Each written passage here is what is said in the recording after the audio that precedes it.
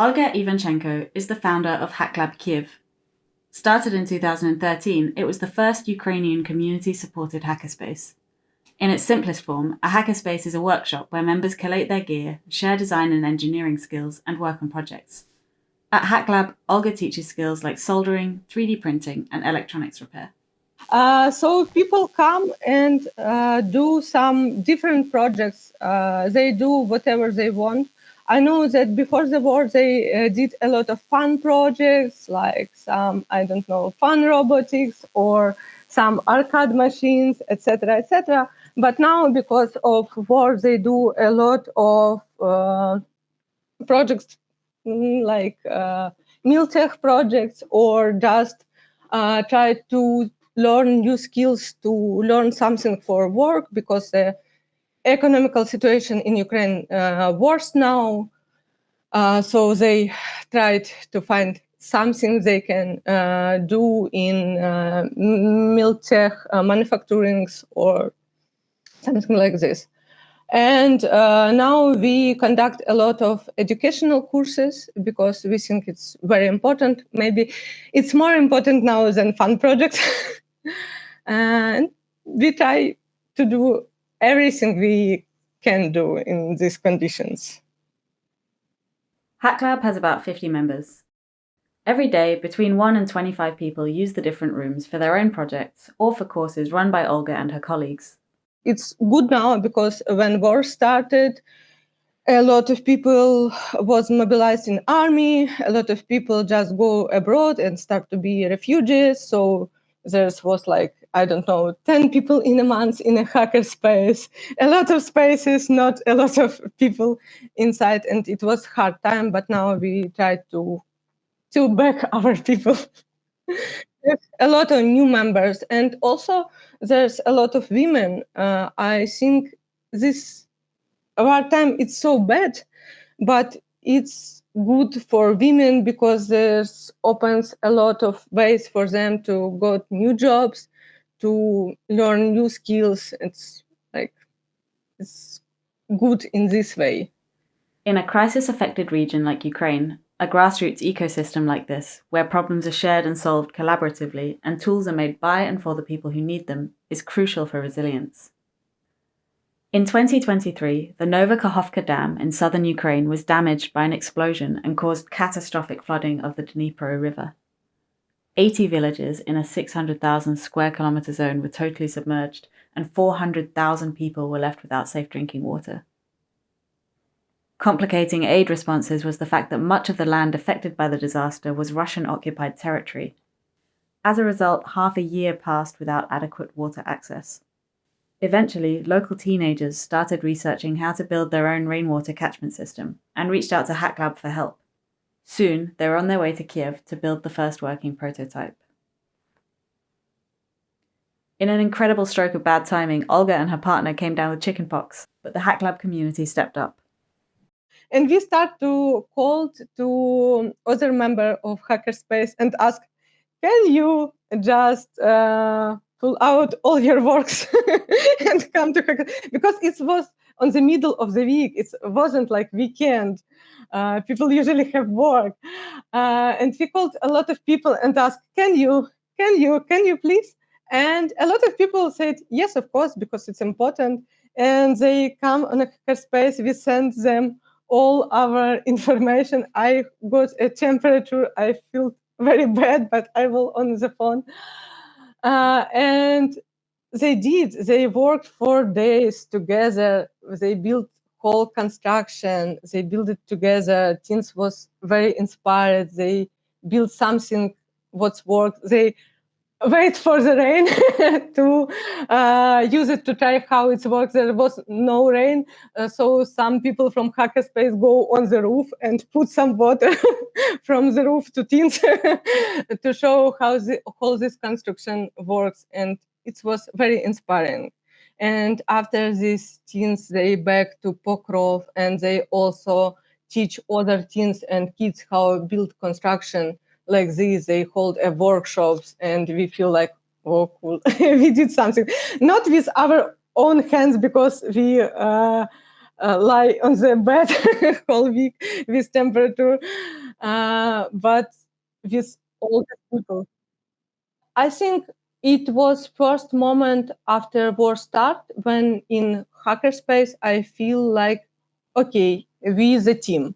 If something happened with me, with us, there's a lot of other people who have the same mindset like I am.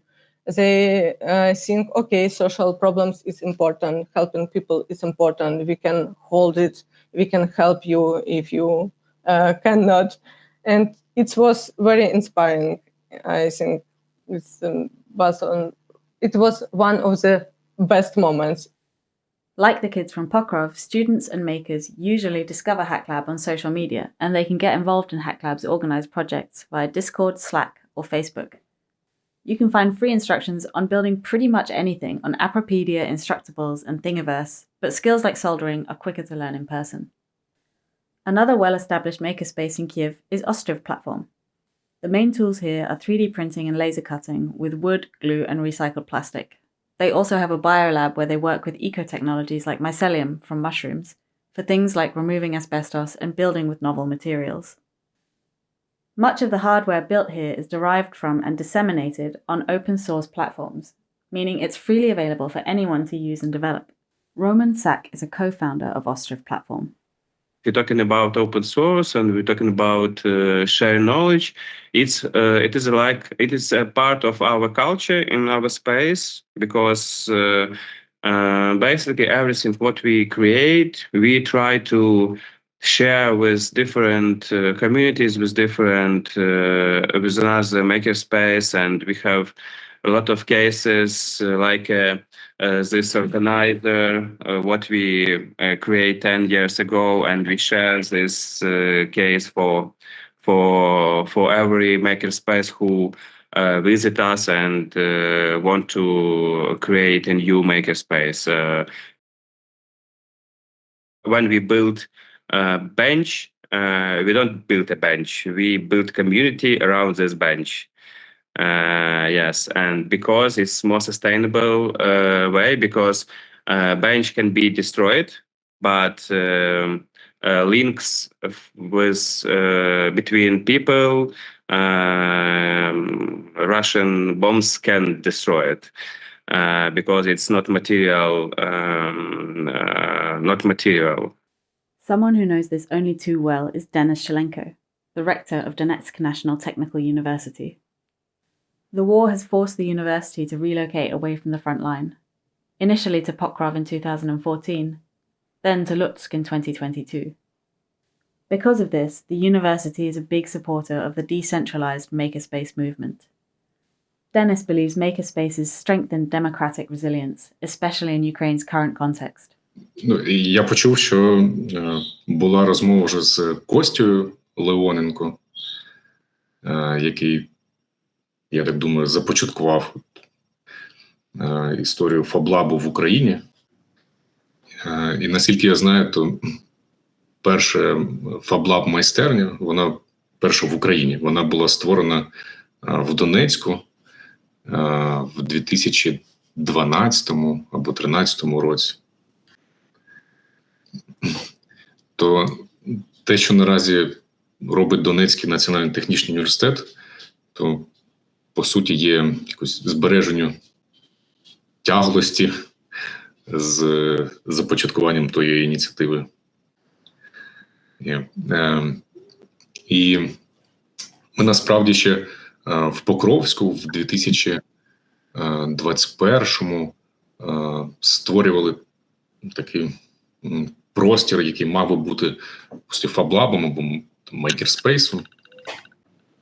Зараз той корпус повністю зруйнований. І для мене особисто мейкерство, ця культура фаблабів, це те, що має перезавантажити державні університети. Бо думаю, що занадто багато теорії для дітей, для молоді в школах, в університетах. І мейкерство і робота над своїми проектами, над втіленням ідей в реальність, вона дає більше розумінню світу, як побудовано в світі. І важливо, що це створює, це дає натхнення бути проактивним. He and colleagues like Ihor Lutsk are collaborating with makerspaces to run practical and community-focused technology projects, like mobile maker labs and robotics competitions. The university also provides students in local colleges with modern tools and hands-on engineering experience, helping to foster a creative environment. Воно і так є, бо ми, по суті, університет наразі перенароджується в новому місці, хоча має понад 100-річну історію. І як Ігор сказав, щоб не чекати якогось кращого майбутнього, то зараз ми якраз працюємо з тим, щоб наближати це краще майбутнє, попри всі виклики, які є. І от саме в мейкерстві, в культурі творення, для нас це є фундамент для трансформації університету, через те, що це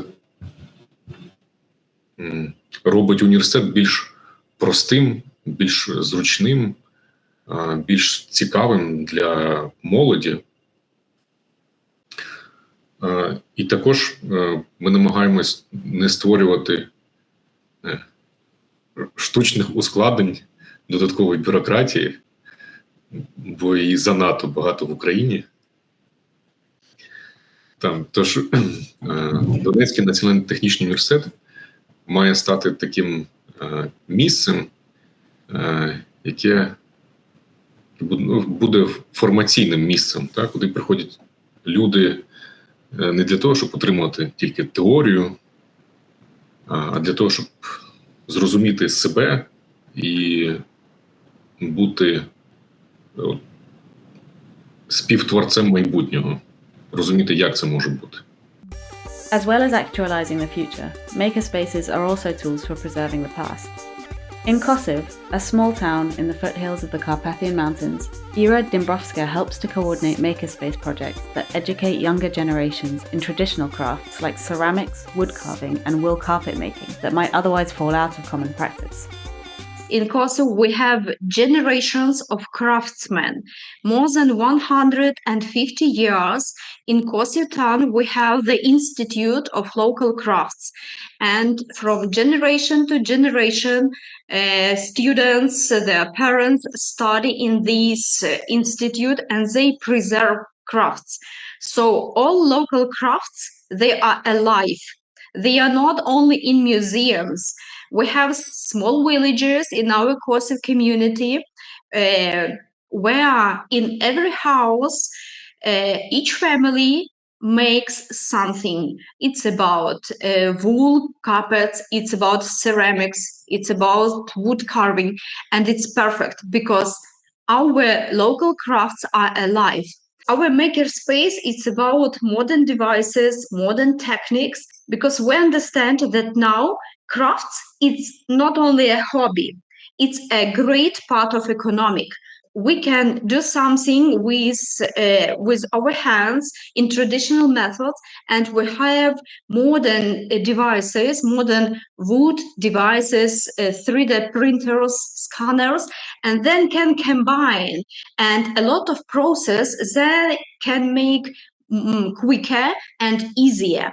So our aim is to teach our students that from school they can find their future profession, their future ideas, and they when they finish school, they will know that it's easy and we know how to do it. Places like Kosiv that are further from the front line are in many ways the most safe and effective locations for the maker movement to grow. Our region is is come now, thanks to God. There is because we are far from different logistic centers. We have no energy, a great energy, something. We are small capacity town, and we have a lot of temporarily displaced person here. And it was also a great work of our organization with them at the beginning of the war. Because we understood that we have to help them. A more specific type of makerspace is a Fab Lab. The Fab Lab concept emerged out of an MIT research group on programmable matter, led by Professor Jo Neil Geschenfeld. Geschenfeld ran a popular class called How to Make Almost Anything, in which he developed a kit list, including a 3D printer, a laser cutter, a soldering iron, and a few other simple tools that, brought together in one space, would allow you to create almost anything. Konstantin Leonenko has been involved in the Fab Lab movement since 2010. He's launched numerous labs in Ukraine and the UK and, like Ira, believes the maker spirit runs deep. I mean, Ukrainian identity is sort of notoriously anarchistic and kind of bottom-up self-governing. In post-Soviet, there are these kind of things called garage cooperatives, like huge fields just packed with garages. And normally when you walk into that place, just kind of randomly, or even to your own garage, they're all 99% of the time you will not meet a single person. They're all closed, deserted. They look like nothing is happening there, but in fact, a lot is happening there. You just kind of have to know the people. Somehow you meet them, somehow they collaborate, cooperate, and people do amazing things in their garages. And it's the whole post-Soviet space. There are actually these two main things: garages and dachas are two main scenes where making is happening. And a lot of people, because that's the thing, that in Soviets there was a lot of qualified engineers. I mean, it has been sort of state policy to educate engineers for as long as Soviet Union existed. And build industry, so there was a lot of surplus at the factories, but there was not enough salaries. So everybody kind of having good engineering education, access to some sort of workshops and resources, and not having much money and having a lot of free time, people would be building their own dachas, kind of taking little bits from the factory they worked on, kind of screwing them and fixing their dachas with them, kind of, and somewhere in between garage and a dacha. And ultimately, garage is kind of the transition point, dacha is kind of the end point. So a flat that everybody would live in is just kind of where you go to work from. Sort of, then you go to work, you get some stuff, you bring it to a garage, you fix it there, then you take it to a dacha and you build your dacha, and your dacha is kind of your destination. And that was all happening in kind of with, I mean, the number of legends you can come across about a lathe operator whom you would bring a bottle of vodka and he would fix anything for you. Kind of that's kind of a classic thing. I don't show them too much because it's mostly Russian. But I just say it's not Russian, it's post-Soviet. And this is the book that's kind of a collection of people fixing kind of anything from anything. There was a big gap between those people who would be making in the garages and dachas and prisons. There would be very little knowledge transfer to young generation, because there was a generation that grew post-Soviet that was had access kind of to computers and internet, but they were completely not interested in anything kind of physical. For them, any of this making would be a sign of poverty. It would be a sign that kind of, well, why do I need to fix this chair 15 times? I go and buy a new plastic one. I better earn money rather than repairing those things. So there was a big schism between that expertise that was left kind of post-Soviet, and it was just too unpopular to be kind of picked up by the next generation. And so the sort of in a way, it had to be sort of Western invented kind of ideas about coolness, about kind of making is fun, about digital fabrication. All of that had to be kind of brought back to get this kind of interest in these new things. Before Russia invaded, there were between 10 and 20 makerspaces in Ukraine. After, around 3/4 were forced to close. But the numbers are now recovering. Today, there are at least 30, and likely far more under the radar, run by passionate communities despite difficulties securing funding and training during the war. It's very important to have a place where you can come and do something. We talk about self-resilience, like you can got new experience and got a job. It's very important. But, even not more important, but still important, have a place for a hobby. Because I told we don't have any more like fun projects in a hackerspace. We very focused on war things. We think a lot, okay, how I can help my country, my army, how I can help people around me. But you still need have time for yourself, for some hobbies, and it's very helpful sometimes just hit a hammer and crash something or build something. And sometimes when you solder something, it looks like a meditation, because you focus just only on the one small thing at a time, and you don't think about all horrible things around you.